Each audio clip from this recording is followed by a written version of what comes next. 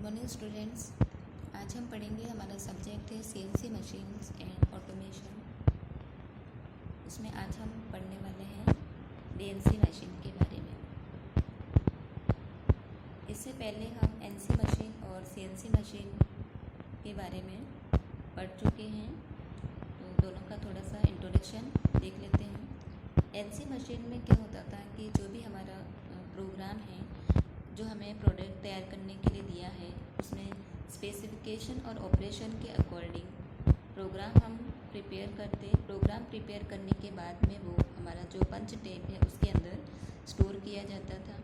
पंच tape में store करने के बाद में हम उसको क्या करते थे कि जो हमारा टेप रीडर था उसके द्वारा जो हमने प्रोग्राम स्टोर किया है, जो भी हमारा कोड है, उसके द्वारा रीड किया जाता था।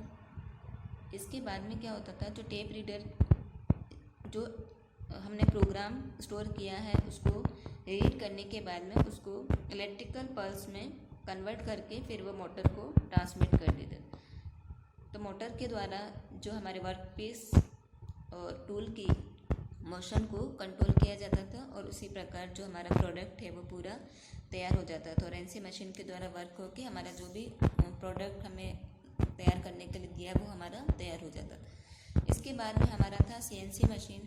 तो सीएनसी मशीन एनसी मशीन का मॉडिफाइड वर्जन है। उसमें क्या होता था कि जो भी हमारा प्रोग्राम है, हम क्या करते हैं कि कीबोर्ड की हेल्प से जो हमारा कंप्यूटर होता है उसके अंदर स्टोर करते हैं। तो जो मशीन होती है हमारी, उसको किसके द्वारा कंट्रोल किया जाता है? कंप्यूटर के द्वारा सीएनसी मशीन में। ठीक है, तो जो सारे जो मशीन के मोशन होते हैं वो कंप्यूटर के द्वारा कंट्रोल किया जाता है। जो भी हम प्रोग्राम प्रिपेयर करते थे, मतलब कीबोर्ड की हेल्प से उस कंप्यूटर में हम डायरेक्ट स्टोर करते थे और उस प्रोग्राम के अकॉर्डिंग सीएनसी मशीन के द्वारा वर्क किया जाता था। तो एनसी मशीन में क्या होता है, हम जो भी प्रोग्राम हम बनाते थे तो वो पंच टेप में स्टोर करते थे। तो पंच टेप अगर बार बार हम यूज़ में ले रहे हैं तो वो क्या होता था, एक टाइम बाद में वियर एंड टियर उसमें होने लगता था, डैमेज हो जाता था। तो उसकी वजह से उसी की वजह से हमने क्या किया, फिर इसके बाद सीएनसी मशीन यूज़ में आने लगी। सीएनसी मशीन में क्या होता है, हम सारे जो प्रोग्राम होता है हम कंप्यूटर के अंदर फीड करते थे। ठीक है, अब हम पढ़ेंगे डीएनसी मशीन के बारे में। डीएनसी मशीन क्या होती है, उसके ड्रॉबैक क्या है, ये आज हम पढ़ेंगे।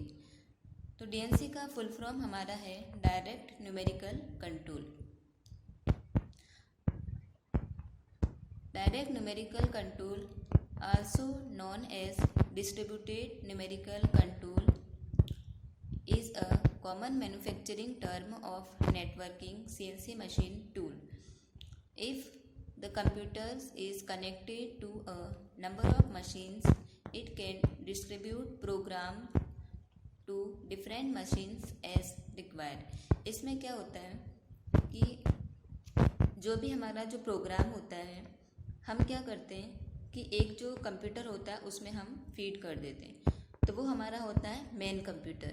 तो उसी के द्वारा हमारी जो सीएनसी मशीन होती है वो उसी मेन कंप्यूटर से number of CNC machine connected होती है। तो उस एक कंप्यूटर के द्वारा number of machine CNC machine को कंट्रोल किया जाता है। प्रत्यक्ष संख्यात्मक नियंत्रण, जिसे वितरित संख्यात्मक नियंत्रण के रूप में जाना जाता है, सीएनसी मशीन टूल की नेटवर्किंग के लिए एक सामान्य विनिर्माण शब्द है। यदि कंप्यूटर कई मशीनों से जुड़ा है तो यह आवश्यकतानुसार विभिन्न मशीनों को प्रोग्राम वितरित कर सकता है। एक जो कंप्यूटर है वो मतलब कई मशीनों से जुड़ा हुआ है, तो उस एक कंप्यूटर के द्वारा सारी मशीनों को कंट्रोल किया जाता है और सारी मशीनों को आवश्यकता के अनुसार जो प्रोग्राम है वो डिस्ट्रीब्यूट किए जाते हैं डीएनसी मशीन के अंदर। DNC is referred to as the direct numerical control intend for direct digital control. It means a number of numerical control equipment directly connected to a computer, and the central computer is charge of the NC program management and transfer.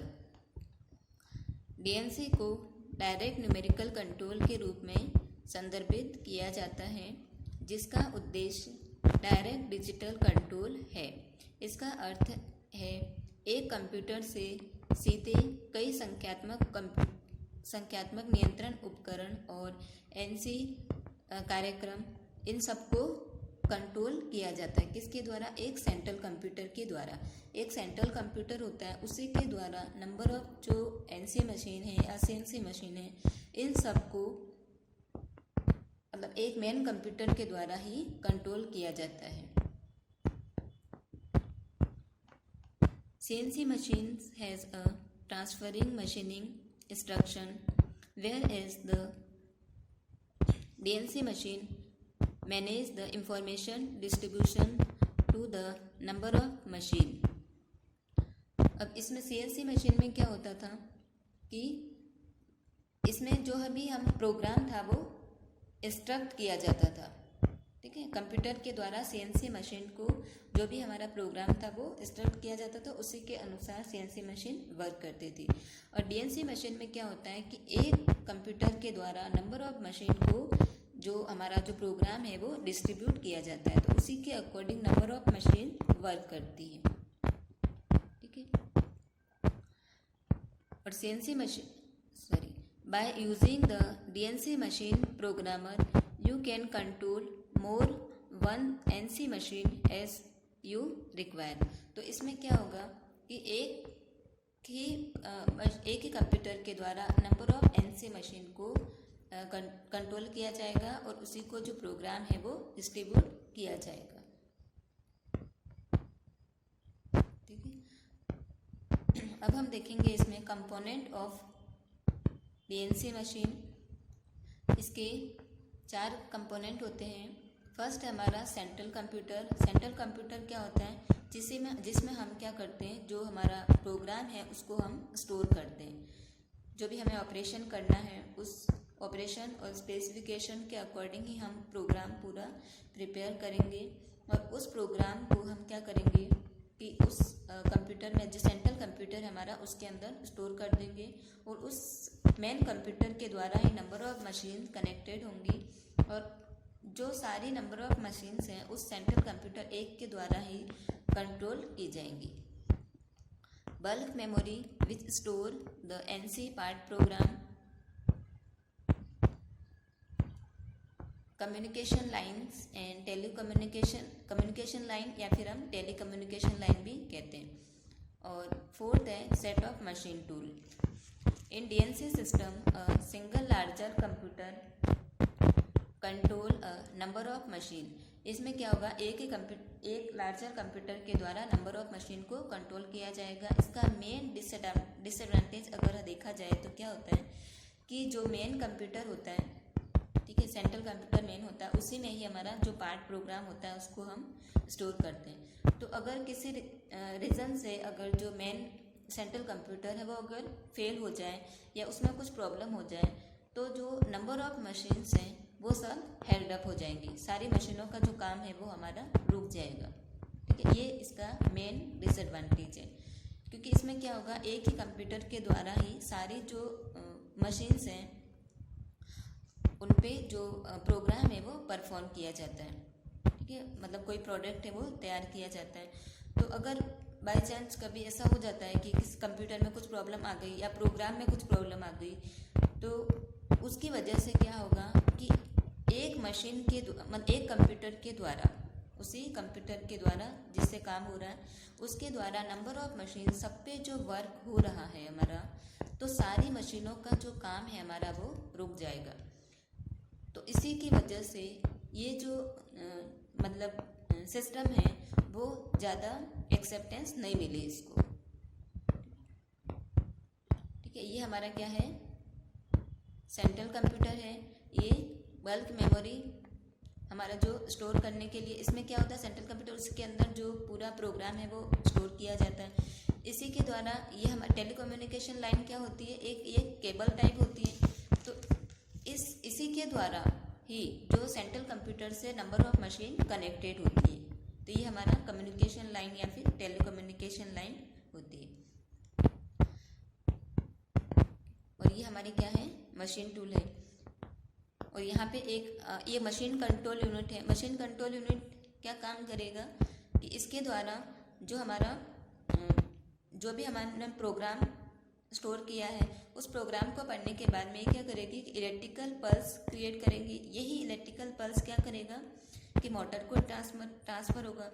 Motor को transfer होने के बाद में motor किससे connected होगा, tool की motion और workpiece की पोजीशन मोशन उससे कनेक्टेड होगा।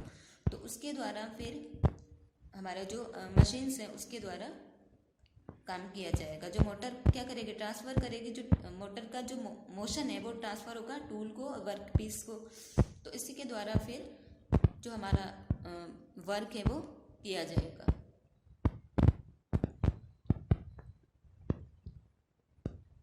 ठीक है,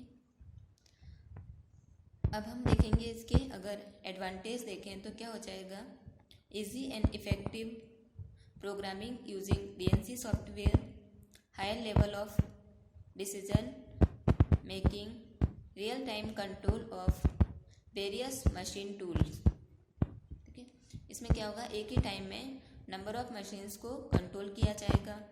तो उसकी वजह से जो हमारी प्रोडक्शन रेट है वो भी बढ़ेगी। और हम इसको डिफाइन कर सकते हैं, क्या होता है, it is defined as a system where number of machines are directly control by central और मेन फ्रेम कंप्यूटर। तो इसमें क्या होगा, BNC मशीन में मेन क्या होगा कि नंबर ऑफ मशीन्स किसके द्वारा कंट्रोल किए जाएंगी, एक मेन कंप्यूटर या फिर सेंट्रल कंप्यूटर है हमारा, उसके द्वारा कंट्रोल की जाएंगी।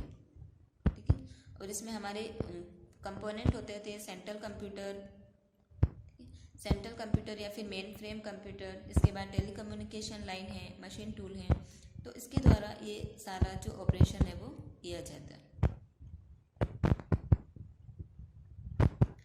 अब हमारा है difference between NC machines and SPM। NC machine में क्या होता है, श्रमिकों पर निर्भरता घटती है तथा श्रमिक लागत कम हो जाती है। NC मशीन में क्या होता है, हमारे कन्वेंशनल मशीन के कंपैरिजन में अगर हम देखें तो कन्वेंशनल मशीन में तो क्या होता है, जो ऑल ओवर प्रोग्राम है वो हमारा ऑपरेटर के द्वारा, मतलब किसी ऑपरेटर के द्वारा ही, किस लेबर के द्वारा ही पूरा काम किया जाएगा। तो और NC मशीन में क्या होता है, हम क्या करते हैं कि उस ऑपरेशन के अकॉर्डिंग प्रोग्राम तैयार कर देते हैं। प्रोग्राम तैयार करने के बाद उसको पंच टेप में स्टोर कर देते हैं। पंच टेप में स्टोर करने के बाद वो टेप रीडर के द्वारा रीड करके और फिर NC मशीन के द्वारा जो मतलब ऑपरेशन किया जाता है।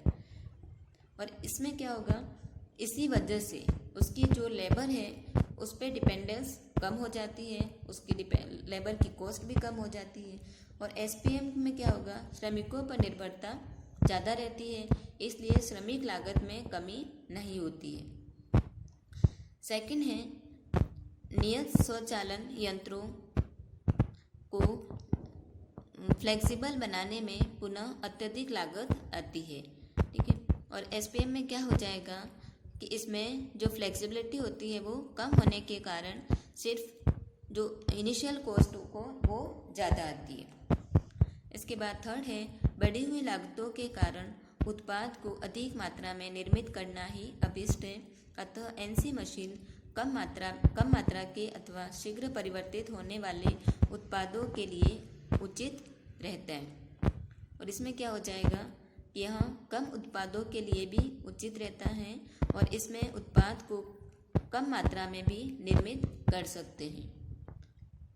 NC मशीन में क्या हो जाएगा, इसमें जो क्वालिटी है वो ज़्यादा अच्छी होगी और जो SPM में क्वालिटी है वो कम होगी।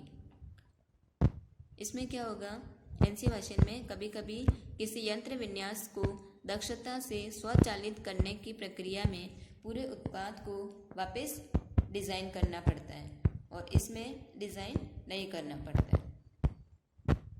ठीक है, आज के लिए बस इतना ही। धन्यवाद।